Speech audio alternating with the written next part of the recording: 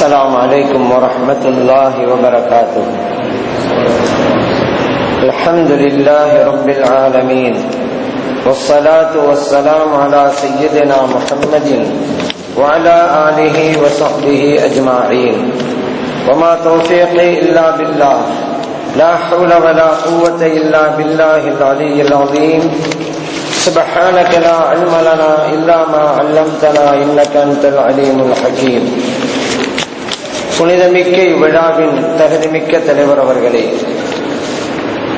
இங்கே வருகை புரிந்து இவ்விழாவை சிறப்பித்துக் கொண்டிருக்கிற நம் உயிரிலும் மேலான கண்மணி நாயகம் ஸல்லல்லாஹு அலைஹி வஸல்லம் அவர்களுடைய புனித குடும்பத்தை சார்ந்த மரியாதைக்குரிய மௌலானாமார்களே, கண்ணியத்திற்குரிய உலமா பெருமக்களே, அன்பார்ந்த பெரியோர்களே, இளைஞர்களே, தாய்மார்களே, சிறப்புமிக்க இவ்விழாவிற்கு ஏற்பாடு செய்திருக்கின்ற போற்றுதலுக்குரிய அன்பர்களே, புனிதமான நிகழ்வில் நம்மையெல்லாம் பங்கெடுக்க செய்து நல்லதை சொல்லவும் கேட்கவும் வாய்ப்பளித்த எல்லாம் அல்ல இறைவனை போற்றி புகழ்ந்து எனதுரையை தொடங்குகின்றேன்.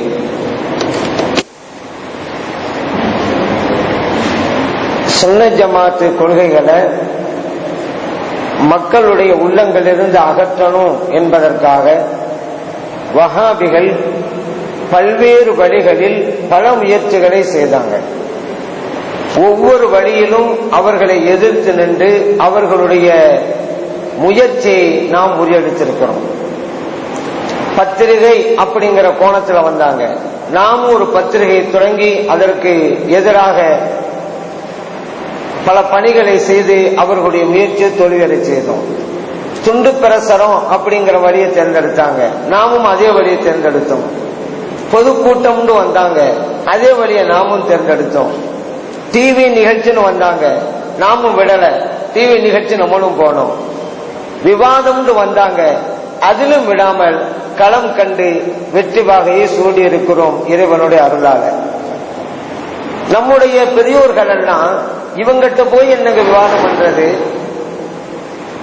இவங்கெல்லாம் என்ன ஒழுங்காவ விவாதம் பண்ணுவாங்க, அசிங்க அசிங்கமாவ பேசுவாங்க, தலைப்புக்கு சம்பந்தம் இல்லாமல உரையாற்றுவாங்க என்று நினைத்துத்தான் நம்முடைய மூத்த உலமா பெருமக்கள் எல்லாம் ஒதுங்கினாங்க. அந்த உலமா பெருமக்களுடைய திறமைகள் வரும்பொழுது நம்மெல்லாம் ஒண்ணுமே கிடையாதுங்க.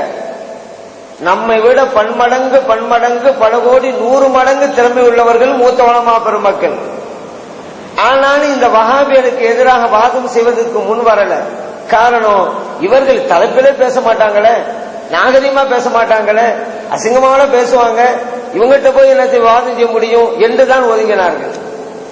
ஆனால் இதைத்தான் அந்த வஹாபிகள் தங்களை சாதகமா பயன்படுத்திக்கிட்டாங்க. அவர்களை கண்மூடி பின்பற்றி கொண்டிருக்கிறார்கள் அப்பாவி இளைஞர்கள். அவங்கள பார்த்து இந்த வஹாபி ஆலிம்சாக்கள் சொல்றது, பாத்தீங்களா வாதத்துக்கு கூப்பிட்டோம்ல வரமாட்டாங்கிறாங்க. இதுல இருந்து என்ன புரியுது, அவங்க பக்கம் சத்தியம் இல்லை. அவங்க பக்கம் சத்தியம் இருந்திருந்தா வாதத்துக்கு வந்திருப்பாங்க என்று சொல்ல ஆரம்பிச்சுட்டாங்க. இப்பதான் நம்ம ஒரு முடிவுக்கு வந்தோம், இதை விட கூடாது. மூத்த உலமா பெருமக்கள் அப்படி இருக்கட்டும், நாம் ஜூனியர்கள் இந்த வஹாபிகளை எதிர்கொள்வோம், அல்லாஹ்வுடைய உதவியால வெற்றி வாகை சூடுவோம் என்று முடிவுக்கு வந்துதான் இவர்களை விவாத களத்திலே சந்தித்தோம். அல்லாஹு தஆலா மாபெரும் உதவியை செய்தான், வெற்றியையும் தந்தான். இவங்க தலைப்புக்கு சம்பந்தம் இல்லாம பேசுவாங்கிறதுக்கு இப்ப நடந்துல சமீபத்தில் விவாதம் அதிலே தெரியும். அதுல ஒரு தலைப்பு, ஜமாலியால் ஒப்புக்கொள்ளப்பட்ட தஃப்சீர் கிதாபுகளில் தவறு இருக்கிறது என்று அவங்களுடைய நிலைப்பாடு. அப்ப என்ன செய்யணும், தஃப்சீர் கிதாபுல என்னென்ன தப்பு இருக்கு அப்படின்னு சொல்லணும். தஃப்சீர் கிதாபை எடுக்காம ஃபத்ஹுல் முஈன் எடுத்துக்கிட்டு இப்படி இருக்குத அப்படிங்கிறாங்க, துர்ருல் முக்தார் எடுத்துக்கிட்டு அப்படி இருக்கு அப்படிங்கிறாங்க. என்னங்க அரபி மொழி தான் உங்களுக்கு தெரியாதுன்னு சொன்னாக்கா தஃப்சீர் கிதாபு எது, ஃபிக்ஹ் கிதாபு எது அது கூட தெரியாதா? உலகத்துல போய் ஃபத்ஹுல் முஈன போய் தஃப்சீர் கிதாப் சொன்னா சிரிக்க மாட்டாங்க, துர்ருல் முக்தார போய் தஃப்சீர் கிதாப் சொன்னா நகையாட மாட்டாங்க. என்ன இப்படி சொல்லிக்கிட்டு இருக்கிறீங்க அப்படி நம்ம கேட்டோம். பொதுவா தமிழ்ல கூட சொல்லுவாங்க, பட்டுக்கோட்டைக்கு வழி கேட்டா கொட்டைப்பாக்குக்கு விலை சொல்லுவாங்க அப்படின்னு. தஃப்சீர் கிதாப்ல என்ன தப்பு இருக்குன்னு போய் உட்கார்ந்துக்கிட்டு சொல்லுங்க அப்படின்ட்டா ஃபிக்ஹ் கிதாப் தூக்குறாங்க. அவங்களுக்கு தெரியும் சம்பந்தம் எல்லாம் பேசினாக்கா இவங்க பதில் சொல்லாம இருப்பாங்க, அப்படிங்கிறத வச்சு நம்ம கதை ஓட்டிக்கலாம் அப்படின்ட்டு. எப்பவுமே இப்படித்தானே பொதுவா சொல்லுவாங்க. ஜியோகிராபி எக்ஸாமுக்கு போய் ஒருத்தன் சயின்ஸ் படிச்சுட்டு போனான், அவன் பாஸ் பண்ண முடியுமா? எந்த எக்ஸாம் நடக்குதோ அதுக்குண்டான பாடத்தை தானே படிச்சுட்டு போகணும். அறிவியல் பரீட்ச இவர் புவியியலை படிச்சுட்டு போறாரு, புவியியல் பரீட்ச அறிவியல் படிச்சுட்டு போறாரு, எப்படி பாஸ் பண்ண முடியும்? இப்படிதான் இருந்துச்சு. பொதுவா சொல்லுவாங்க சம்பந்தம் இல்லாம சில பேர் ஜாயின் பண்ணுவாங்கிறதுக்கு. நம்மள ஒரு பையன் எக்ஸாம படிச்சுட்டு போனான், அவன் என்னன்னா தென்னை மரத்தை பத்தி படிச்சுட்டு போனான். தென்னை மரத்தை பத்தி கேட்பாங்க, அதனுடைய பிரயோஜனம் பலன்களை எல்லாம் எழுதணும்னு சொல்லி அதை படிச்சுட்டு போய் எக்ஸாம் ஹால்ல உட்காந்துட்டான். கொஸ்டின் பேப்பரும் வாங்கியாச்சு, படிச்சு பாக்குறான். அத தென்னை மரத்தை பத்தி கேட்கல, பசுமாட்டை பற்றி கட்டுரை எழுதுன்னு கேட்டிருக்கு. ஆனாலும் இவன் சளைக்கல, என்ன படிச்சுட்டு போனாலும் அதை எழுதணும். கேட்டது பசுமாட்டை பத்தி, இவன் எழுதுனது படிச்சுட்டு போனத. தென்னை மரத்தோட பிரயோஜனம் என்ன, பலன்கள் என்ன, எல்லாத்தையும் பக்கம் பக்கமா எழுதலாம். கடைசியில் ஒரு ஜாயிண்ட் கொடுத்தான், இந்த தென்னை மரத்தில் தான் பசுமாட்டை கட்டுவார்கள் முடிச்சு விட்டான். இவன் இப்படி சம்பந்தம் இல்லாம ஒண்ணு செஞ்சுவிட்டு பாஸ் மார்க் போட்டுருவாரா? இப்படி ஜாயிண்ட் பண்ணனால மார்க் கிடைச்சிருமா? எதை கேட்டாங்களோ அதெல்லாம் எழுதானே. இவன் என்ன, இவங்க என்னடான்னு சொன்னா தஃசீர் கிதாப் என்ன பிழை அப்படின்னு கேட்டா அதை சொல்லாம ஃபிக்ஹ் கிதாப் தூக்க ஆரம்பிச்சாங்க. ஆனா கலியக்காவில விவாதத்துல மதுஹப் தான் தலைப்பு. நாங்க கேட்டோம், நீங்க மதுஹப்ல பிழை இருக்குங்கிறீங்கல்ல, மூல நூலை எடுத்து வாசிங்க, நாங்க ஒரு பதில் சொல்றோம். வாசிக்கவே இல்லையே. ஜெராக்ஸ் காப்பி எடுத்து வாச்சாங்க. சில பேர் பொதுவா சொன்னாங்க மூல நூலை எடுத்து வாசிக்கவே இல்லை கடைசி வரைக்கும். இப்ப யாரோட விவாதம் பண்ணமோ அவரும் இருக்கதான் செஞ்சாரு அந்த கலியக்காவில விவாதத்துல. வாசிங்க, நாங்க பதில் சொல்றோம், மூல நூல் எடுத்து வாசிக்கணும் அப்படின்னும். அப்போல வாசிக்காம இப்ப சம்மந்தம் இல்லாம வெக்குகிறா தூக்குறாங்க. ஏன் அப்படியேதான் வண்டியை ஓட்டணுண்டு.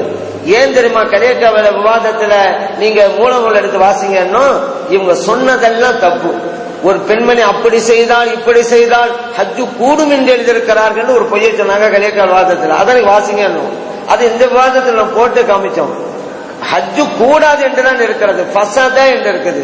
ஃபஸதனா ஹஜ்ஜு கூடாதுன்னு அர்த்தம். ஆனா இவங்க என்ன அர்த்தம் வைக்கிறாங்க? ஹஜ்ஜு கூடும் என்று எழுதி வைத்திருக்கிறார்கள். இது அபாண்டமா இல்லையா? என்ன கிதாப்ல இருக்கோ அதில போடணும். அதே போல பாருங்க, பாதிய சொல்றது பாதிய விடுறது, இது ஒரு வழிமுறை. ஃபலா ஹத்த, அவருக்கு ஹத்து இல்லைன்னு இருக்கும். பாத்தீங்களா, ஒருத்தர் விபச்சாரம் பண்றான், அவனுக்கு ஹத்து இல்லைன்னு இருக்க, மதுஹப் இப்படியான்னு கேட்பாங்க. அதுக்கு அடுத்து வாசிக்கிறது இல்ல. ஏன்னா ஹத்துங்கிறது ரஜம், கல்லால் அடித்து கொல்லப்படுவது. அதற்கு சில விதிமுறைகள் உண்டு, சில சான்றிதழ் சாட்சி எல்லாம் கரெக்டா இருக்கணும், அப்பதான் அது நடக்கும். இல்லண்டாக்கா கல்லால் அடித்து கொல்லப்படுவதுங்கிறது இருக்காதே தவிர மற்ற தண்டனை இருக்கும். அது அங்கே எழுதப்பட்டிருக்கு, பல் யுஅஸ்ஸரு, மற்ற தண்டனை வழங்கப்படும் இருக்குது. பாதிய படிச்சுட்டு மீதிய விடுறது, அதே நம்ம சுட்டி காட்டணும். ஏன் இந்த மாதிரி எல்லாம் செய்றீங்க, ஏன் இந்த மாதிரி எல்லாம் பொய் செய்றீங்க, பித்தலாட்டம் பண்றீங்க, மோசடி பண்றீங்க, இமாம்கள் மேல அவதூறு கழிக்கிறீங்க, இருக்கிறத வாசிச்சு தப்பா இல்லையான்னு வாதிக்க வேண்டியதானே, ஏன் மறைக்கிறீங்க? அதையும் எடுத்து காமிச்சோம். இவர்களுடைய அறியாமை, அரபு மொழியில சரியான அறியாமை தானே. அதனால தானே ஃபிக்ஹ் கிதாப் எது, தஃசீர் கிதாப்னே தெரியல. கலியக்காவில விவாதத்துல சகீரத்துங்கிற வார்த்தைக்கு பெரிய பொம்பளைன்னு அர்த்தம் வச்சவங்க தானே. உலகத்திலேயே சகீரத்துங்கிற வார்த்தைக்கு பெரிய பொம்பளைன்னு அர்த்தம் வச்ச கூட்டம் இந்த வஹாபியத் கூட்டம் தானங்க. அந்த மாதிரி அரபி மொழிய சொல்ல வர்றாங்க. அபுத்தலாயில் அப்படின்னு சொன்னா ஆதாரங்களின் தந்தையாம். அந்த அலில உள்ளவர் பேசுறாரு, ஆதாரங்களின் தந்தையாம். தந்தண்டா என்ன? அவர் பிள்ளைகளை பெற்றெடுப்பாரு. அந்த மாதிரி இவர் ஆதாரங்களை புது புது ஆதாரங்களா உருவாக்கிக்கிட்டே இருக்கிறாரு. அதனாலதான் இப்படி பட்டம் கொடுத்திருக்காங்க அப்படின்னு அவர் சொன்னாரு. நான் கேட்டேன், ஏங்க அபுங்கிற வார்த்தைக்கு என்ன அர்த்தம் தெரியாதா? அபுண்டாலே தந்தை தானா, உடையேன்னு அர்த்தம். இந்த மாதிரி இடங்கள்ல எல்லாம் அபுல் பயான் அப்படின்னா பயானுக்கு தந்தைன்னு சொல்லிக்கிட்டு இருக்கோமே தவிர அது அசல் அர்த்தம் பயான் வாடா, பயான் உடையவர், பயான் செய்யக்கூடியவர் தான் அர்த்தம். அபுக்கு அபு ஹுரைரா, இதை நம்ம சுட்டி காட்டணும். அந்த வாதத்துல அபு ஹுரைரான் இருக்கு அப்படின்னா என்ன? பூனை உடையவர்னு தான் அர்த்தம். நீங்க சொல்ற பார்த்தாக்கா பூனையை உருவாக்கிக்கிட்டே இருக்கக்கூடியவர் அர்த்தமா அபு ஹுரைரான்டா? அபுத்துராபு அலி ரலியல்லாஹு அன்ஹு ஸல்லல்லாஹு அலைஹி வஸல்லம் அபுத்துராபுன்னாங்க. ஏன்னா அவங்க உடம்புல மண் ஒட்டிக்கிட்டு இருந்துச்சு. அப்படின்னா மண் உடையவன் அர்த்தம், உடம்புல இருந்ததுனால. அப்ப அபுத்துராப் மண் உடையவன் சொன்னா மண்ணை உருவாக்கி கொண்டே இருப்பார் அப்படின்னு அர்த்தம் வச்சீங்களா நீங்க? என்ன அபுக்கு கூட என்ன அர்த்தம் தெரியல, நீங்க என்ன வாதம் பண்ண வர்றீங்க? அரபி மொழியில அந்த அளவுக்கு வீக்குங்க அந்த வஹாபிகள் எல்லாம். எவ்வளவு பெரிய ஆளா இருந்தாலும் வீக்கு தான். இலக்கணமும் தெரியாது, இலக்கியமும் தெரியாது. அந்த வழியில தான் அவங்க வண்டி ஓடிக்கிட்டு இருக்கு. அதே போல பித்அத்வாதிகள் யார், இணை வைப்போர் யார் அப்படிங்கிற பட்டியல் வரும்போது நம்ம சொன்னோம். ஏன்னா எதுக்கெடுத்தாலும் அவங்ககிட்ட ஒரு வழக்கம் இருக்குது. அந்த வஹாபேட்ட ஷிர்க் பித்அத், ஷிர்க் பித்அத் இந்த ரெண்டை விட வேற ஒண்ணுமே தெரியாது. எதுக்கெடுத்தாலும் பொதுவா சொல்லுவாங்க, ஒரு ஹாஸ்பிட்டல் இருந்துச்சு, அந்த ஹாஸ்பிட்டல்ல யாரு எந்த நோயிட்டு வந்தாலும் சரிதான், வர்ற நோயாளுடைய சட்டையை கலட்டி அவருடைய வாயில தெர்மாமீட்டர் வச்சு உட்கார வச்சிருவாங்க. ஒரு ஆளு வயிற்று வலிந்து வருவாரு, அவருக்கு அந்த நிலைமை தான். ஒரு ஆளு கண்ணு வலிந்து வருவாரு, அவருக்கு அந்த நிலைமை தான். ஒரு ஆள் வந்தான், டாக்டர் என் கால முள்ளுக்கு திருச்சு அப்படின்னா அவனை விடல, சட்டையை கலட்டி வாயில தெர்மாமீட்டர் வச்சு உட்கார வச்சுக்கிட்டாங்க. வரிசையா உட்கார்ந்துட்டாங்க எல்லாம். இந்த ஆள் சொன்னாரு, என்னங்க கொடுமையா இருக்குது, நான் காலில் முள்ளுக்கு திருச்சுன்னு சொன்னேன், என்ன போய் இப்படி உட்கார வச்சு விட்டாங்களேன்னு. அவன் பக்கத்துல சொன்னா, ஓ நிலைமை பரவாயில்ல, நான் லெட்டர் கொடுக்க வந்த போஸ்ட்மேனு என்னையும் இப்படி உட்கார வச்சு விட்டாங்க அப்படின்னு அவன் சொன்னான். இந்த மாதிரி எதுக்கு எடுத்தாலும் ஒரே ட்ரீட்மெண்ட் அப்படிங்கிற மாதிரி இவங்க எதுக்கு எடுத்தாலும் ஷிர்க், எதுக்கு எடுத்தாலும் பித்அத். நாங்க என்ன ஷிர்க் பண்றோம் சொல்லுங்க? உங்க கூட்டத்துல பேசிக்கிட்டே போறீங்க, சுன்ன ஜமாத்தா அவங்க ஷிர்க் பண்ணுவாங்க, சுன்ன ஜமாத்தா அவங்க பித்அத் செய்வாங்க. உங்க கூட்டத்துல பேசிக்கிட்டே இருக்கிறீங்க, உங்களுக்கு முன்னால இப்ப நாங்க உட்கார்ந்துட்டு இருக்கோம். நாங்க என்ன ஷிர்க் பண்றோம் சொல்லுங்க? நாங்க என்ன பித்அத் பண்றோம் சொல்லுங்க? அப்படி கேட்டோம்ல, பட்டியல் போட வேண்டியதானே. எவ்வளவு ஷிர்க் பண்ணணும்னு சொல்லி இருக்கிறாங்க, ஏன் சொல்லல? ஒரு பித்அத் கூட சொன்னாங்களா? சொல்லல. ஏன்? அவங்க கூட்டத்துல பேச முடியும், எதிர உட்கார்ந்து கேட்டா சொல்ல முடியாது, மாட்டிக்கிடுவாங்க. கடைசியில ஒரே ஒரு பாயிண்ட் மட்டும் தான் எடுத்தாங்க. 2 நாள் வாதத்துல வலிமார்களை இவர்கள் அல்லாஹ்வுடைய இடத்தில் வைக்கிறார்கள் அப்படிங்கிற தலைப்பை வச்சு கடைசியில அதிலும் படுதோல்வி அடைஞ்சு போயிட்டாங்க. நம்ம சொன்னோம் எங்க நிலைப்பாடு இதுதான், தப்பா ரைட்டா அப்படின்னு கேட்டோம். அதுக்கு போய் சொல்லல, என்ன நீங்க இப்படி சொல்றீங்க, உங்க நிலைப்பாடு இதுதான் அவ்வளே சொல்லி அவ்வளே திருப்பாளங்கிறாங்க. எங்கள் நிலைப்பாடு என்னன்னு சொல்லிட்டோம்ல, இது தப்பா இல்லைன்னு சொல்லுங்களேன் அப்படின்னா சொல்ல முடியல. ஏன்னா நம்ம நிலைப்பாட்டு பிரகாரம் நம்முடைய எது பிழை என்று சொல்லவே முடியாது. இப்படித்தான் நடந்துகிட்டே இருக்குது. அதே போல எல்லா விவாதங்களும் நம்ம பார்த்துக்கிட்டே இருக்கிறோம். இறைவனுக்கு உருவம் உண்டுங்கிற கொடுமையை செஞ்சாங்களே, நம்ம கூட சொல்றோம், கைங்கிற இடத்துல, முகம்ங்கிற இடத்துல, காலுங்கிற இடத்துல இலக்கிய அடிப்படையில் எத்தனையோ அர்த்தம் இருக்குதுங்க. ஆனா அந்த வஹாபிகள் கையுண்டா கை, காலுண்டா காலு, அரபி மொழி தெரியாது, குர்ஆன் தெரியாது, ஹதீஸ் தெரியாது, இலக்கியமும் தெரியாது அப்படிங்கிற லெவலுக்கு தான் வந்திருக்கிறாங்க. நம்ம கூட சொல்லுவோம், ஒத்த காலில் நிக்கிறாங்க அப்படிமோ. அப்படின்னா அர்த்தம் அடம்பிடிக்கிறான்னு அர்த்தம். ஒத்த கால நிக்கிறான், 2 காலம் தான் நின்றுகிட்டு இருக்கிறான், ஒத்த காலில் நிக்கிறாங்க. அதே போல நம்ம சொல்லுவோம், ஏங்க நின்ற இடத்திலே இருந்தா இப்படிங்க, கொஞ்சம் இறங்கி வாங்குங்க அப்படின்னா உடனே படியில இறங்கி வாங்கன்னு அர்த்தம். ஏங்க பிடிவாதமா இருக்கிறீங்க, கொஞ்சம் விட்டு கொடுங்க அர்த்தம். அதே போல நம்ம சொல்லுவோம், ஒரு ஆளை பார்த்து, டேய் நீ என் காலுக்கு கீழே அப்படிமோ, அவன் எதிர தான் நிப்பான், நம்ம காலுக்கு கீழே இல்ல, ஆனாலும் சொல்லுவோம் நீ என் காலுக்கு கீழே அப்படிமோ. அப்படின்னு அர்த்தம், உன்னை அடக்கி ஆள்வேன், என்னை மீறி உன்னால் எதுவும் செய்ய முடியாது அப்படிங்கிற கருத்து. இதெல்லாம் இலக்கியம் தானே. அந்த இலக்கியத்தின் அடிப்படையில தான் நபிகள் ஸல்லல்லாஹு அலைஹி வஸல்லம் சொல்லி காட்டுறாங்க, இறைவன் தனது காலை நரகத்தில் வைப்பான், நரகம் சொல்லும் கத் கத் போதும் போதும் என்று. ஏன்னா இன்னும் கொண்டு வா, இன்னும் கொண்டு வாங்குமா, ஹலிம் தலாய்த்தி போதுமா அல்லாஹ் கேட்பான் நரகத்தை பார்த்து. நரவாசியெல்லாம் போட்டதுக்கு பின்னால அது சொல்லும், ஹல்மி மஸ்ஜித் இன்னும் இருக்குதா கொண்டு வந்து போடுங்க. இப்பதான் எவ்வாவு கதமகு, அல்லாஹ் தனது பாதத்தை வைப்பான், அது நரகம் சொல்லும் கத் கத் போதும் போதும். புகார்ல பதிவு செய்யப்பட்டிருக்கு. அப்ப இறைவன் அந்த நரகத்தை அடக்கி ஆழ்வான்னு தான் அர்த்தமே தவிர, இந்த வஹாபிகள் என்ன சொல்றாங்க, நரகத்துல போய் காலை வைப்பான் இருக்குன்னு அல்லாஹ்க்கு கால் இருக்கு அப்படின்றாங்க. அப்படின்டா அப்ப அல்லாஹ் தஆலா காலை நரகத்தில் வைக்கிறான்டா அல்லாஹ் நரகத்துக்கா போறான்? நமக்கு என்னங்க அநியாயமா இருக்குது.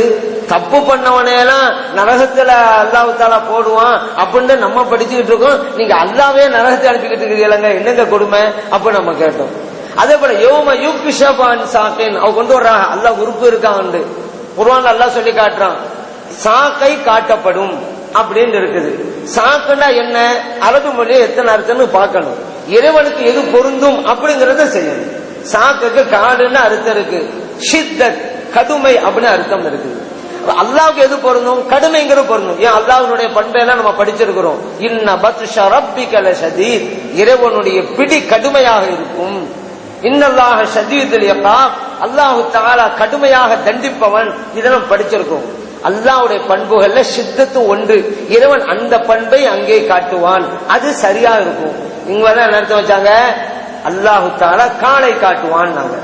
நான் கேட்டோம், சாக்குங்கிறது ஒருமை வார்த்தை, அதாவது சிங்குலர்.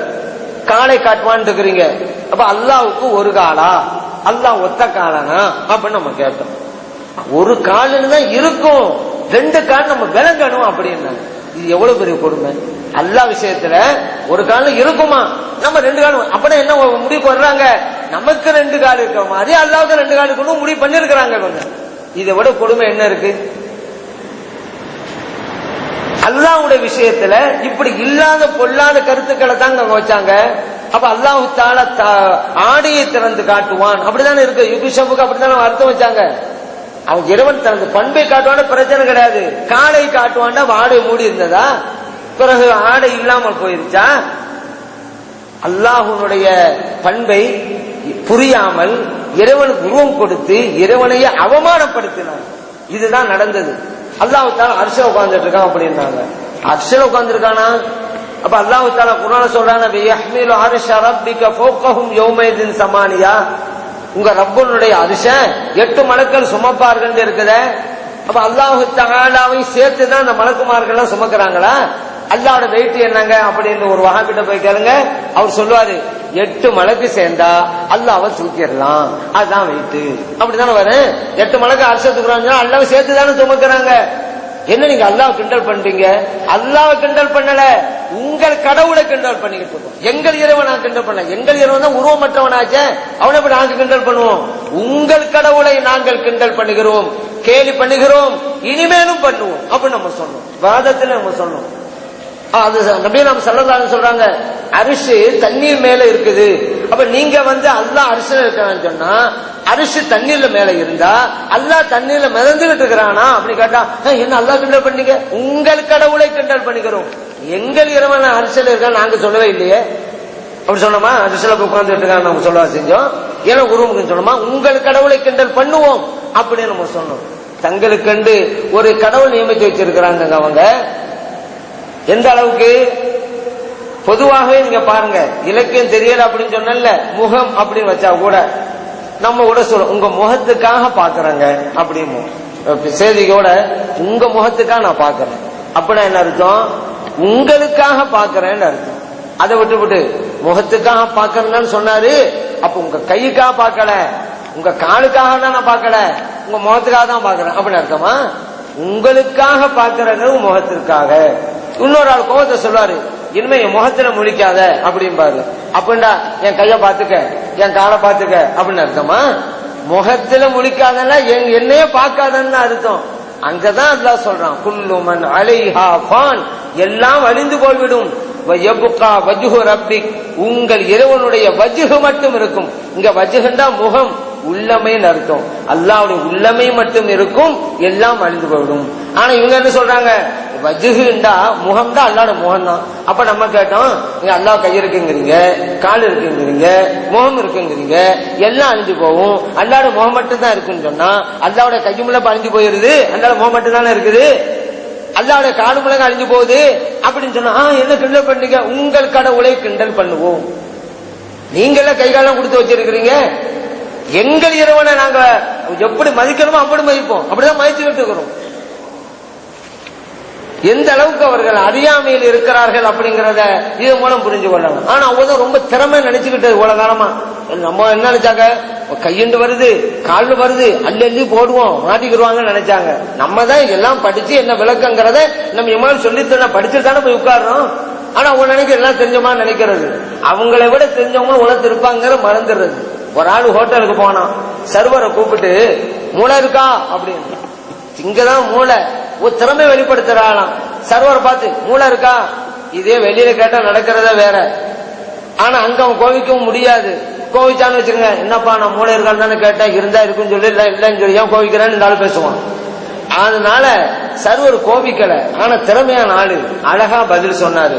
சார், உங்களுக்கு முன்னால ஒரு ஆள் வந்தாரு, அவருக்கும் மூளை இருந்துச்சு, உங்களுக்கு தான் இல்ல அப்படின்னா இவன் அவனை கேள்வி பண்ண நினைச்சாரு, அவன் ஒழிஞ்சான். அதான்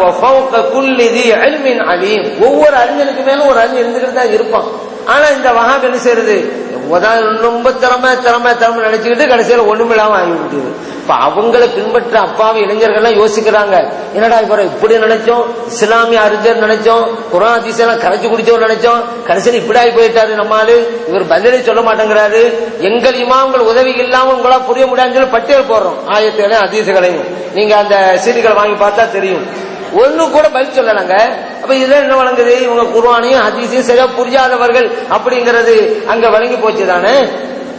இன்னொன்னு பாருங்க, பொதுவா நம்ம எல்லாம் ஒரு சட்டம் சொல்றதா இருந்தா குர்ஆன் ஹதீஸ் அடிப்படையில தான் நம்ம எல்லாம் சொல்லுவோம், இதுதான் முறையும் கூட. ஒருத்தவங்க வர்றாங்க பெரியவங்க, எழுந்து நிற்கலாமா அப்படி வரும் பொழுது நம்ம எல்லாம் ஹதீஸின் அடிப்படையில எழுந்து நிற்கலாம் அப்படின்னு நம்ம சொல்லுவோம். நபி நாம் ஸல்லல்லாஹு அலைஹி வஸல்லம் சஹாபா பெருமக்களோட இருக்கிறாங்க. அந்த நேரத்தில் சஅத் இப்னு முஆத் ரலியல்லாஹு அன்ஹு வருகை தர்றாங்க. நபி நாம் ஸல்லல்லாஹு அலைஹி வஸல்லம் சொல்றாங்க, கூமு இலா சய்யிதிக்கும், உங்கள் தலைவர் வருகிறார், எழுந்து நின்று வரவேற்பு கொடுங்கள். புகார்ல பதிவு செய்யப்பட்டிருக்கு. நபி நாம் ஸல்லல்லாஹு அலைஹி வஸல்லம் பள்ளிவாசல் இருக்கும் பொழுது இந்த நிகழ்ச்சி நடக்குது.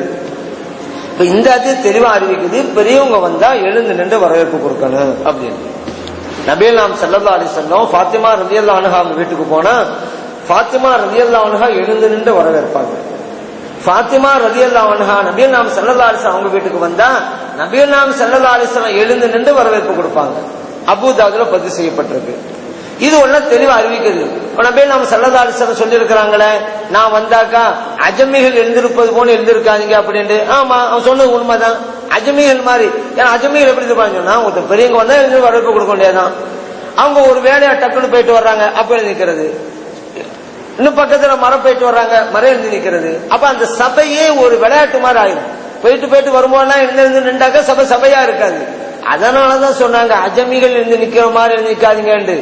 அதே நேரத்துல சஹாபா பெருமக்கள் நபி நாம் ஸல்லல்லாஹு அலைஹி வஸல்லம் அவங்களுக்காக எழுந்து நின்றுக்கிறாங்க. எந்த அளவுக்குன்னு சொன்னா, நபி நாம் ஸல்லல்லாஹு அலைஹி வஸல்லம் எங்க கூட இருந்தாங்க, எழுந்தாங்க, நாங்களும் எழுந்துட்டோம். நபி நாம் ஸல்லல்லாஹு அலைஹி வஸல்லம் அவங்க வீட்டுக்குள் நுழைகின்ற வரைக்கும் நின்றவர்களாகவே இருந்தோம் சஹாபா பெருமக்கள் சொல்றாங்க. ஷுஅபுல் ஈமான்ல பைஹக்கி இமாம் அவர்கள் இந்த ஹதீஸை பதிவு பண்ணி இருக்கிறாங்க.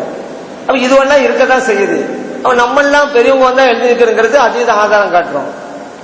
இதுல என்ன புரியுது, மதுஹபை பின்பற்றக்கூடியவர்கள் எல்லாம் குர்ஆன் ஹதீஸ் படி நடக்கக்கூடிய தெரியுது. ஆனா அந்த வஹாபிகள் குர்ஆனை பின்பற்றுவோம், ஹதீஸை பின்பற்றுவோம், எல்லாம் வார்த்தையில் தானே இருக்கிறது, வாழ்க்கையில் எங்க வந்தது. அவங்க பத்திரிகையில ஒரு ஆள் கேள்வி கேட்கிறாரு, நம்ம ஒருவர் வருகின்ற போது எழுந்து நிற்கலாமா அப்படிங்கிறதுக்கு. இப்ப தமிழ்நாட்டுல சீஃப் மினிஸ்டரா இருக்கிறார்ல கருணாநிதி, அவரை உதாரணமா காட்டி எங்க எழுந்து நிக்கலாம், எழுந்து எங்க நின்று நிற்க கூடாது அப்படிங்கறத அவர் ஆதாரமா காட்டுறாங்க. நாம் ஒரு சபையிலே மேடையிலே இருந்தால் யாராவது வந்தால் எழக்கூடாது. காரணம் என்ன, இப்ப கருணாநிதி இருக்கிறாரு ஒரு மேடையில, நம்ம வர்றோம், அவர் நமக்கு எழுந்து வரவேற்பு கொடுப்பாரா, கொடுக்க மாட்டாரு. அதனால நம்மளும் எழக்கூடாது. நம்ம வீட்டில் இருக்கிறோம், ஒருவர் வருகிறார், எழுந்து நின்று வரவேற்பு கொடுக்கலாம். ஏன் தெரியுமா, கருணாநிதி வீட்டுக்கு நம்ம போறோம்னு வச்சுக்கிறோங்க, அவர் எழுந்து நின்று தான் நம்மளை வரவேற்பாரு. அதனால நம்ம வீட்டுக்கு யாரா வந்தா எழுந்து நின்று வரவேற்கலாம். இப்ப கடைசி எங்க போயிட்டாங்க இவங்க, குர்ஆன் ஹதீஸ் பிரகாரம் நடக்கணும் அப்படின்னு வாய்வலிக்க சத்தம் போட்டவங்க, மூச்சுக்கு 300 தடவை குர்ஆன் ஹதீஸ் என்றெல்லாம் முழங்கினவங்க, ஒன்று கூடுமா கூடாதாங்கிறதுக்கு தமிழகத்தினுடைய சீஃப் மினிஸ்டர் முதலமைச்சர் கருணாநிதி ஆதாரமா எடுக்கிறாங்க. அவங்க பத்திரிகை படிச்சு காமிச்சோம், அவங்க பத்திரிகையில கேள்வி பதில் நிகழ்ச்சியில அதெல்லாம் படிச்சு காமிச்சோம், எப்படி வந்துட்டீங்களே அப்படின்னு. அப்ப நீங்க கருணாநிதி மதுஹபையா பின்பற்றுகிறீர்கள் அப்படின்னு கேட்டோம். நாங்க ஷாஃபி மதுஹப்ங்கிறத குறை சொன்னீங்க, நீங்க ஹனபி மதுஹப் அப்படின்னு குறை பேசுறீங்க, இன்னைக்கு நீங்க கருணாநிதி மதுஹப் போயிட்டீங்களாங்க அப்படின்னு நம்ம சொன்னோம். அதுக்கு அவங்களுக்கு ஆத்திரம் வருது. இமாம்களை பத்தி குறை பேசுறாங்க, நம்ம அமைதியா இருந்து பதில் சொல்றோம், அவங்கள ஏதாவது சொல்லிவிட்டா உடனே ஆத்திரம் வருது, கோபம் வருது. ஏன் அப்படி? இந்த மாதிரி தான் இருந்தது. கடைசியில் தொகுப்புரையை கூட முழுமையாக என்னை பேச விடவில்லை. அந்த அளவுக்கு அவர்கள் ஆத்திரத்தின் உச்சகட்டத்துக்கு போயிட்டாங்க, தோல்வியின் விளிம்புக்கு போனாங்க. இல்லாட்டி என்ன செஞ்சிருக்கானே, அவங்க எப்படி பேசுறாங்க தொகுப்புரைய 15 நிமிஷம் அமைதியா கேட்டோம்ல, நம்முடைய தொகுப்புரையும் அமைதியா பேச விட்டுருக்கணுமா இல்லையா? 7 நிமிடம் 8 நிமிடம் தான் போயிருக்குது, பிரச்சனை பண்ணிட்டாங்க, கூகுண்டாய் போச்சு. இப்படி அவர்கள் தடுத்து விட்டார்கள். காரணம் அவனை ஜீரணிக்க முடியல. நம்ம கேட்ட கேள்விகள்லாம் ஒவ்வொன்றும் அம்பாக பாய்ந்தது, அவர்களால் ஜீரணிக்க முடியல. அதனாலதான் இப்படி பண்ணாங்க.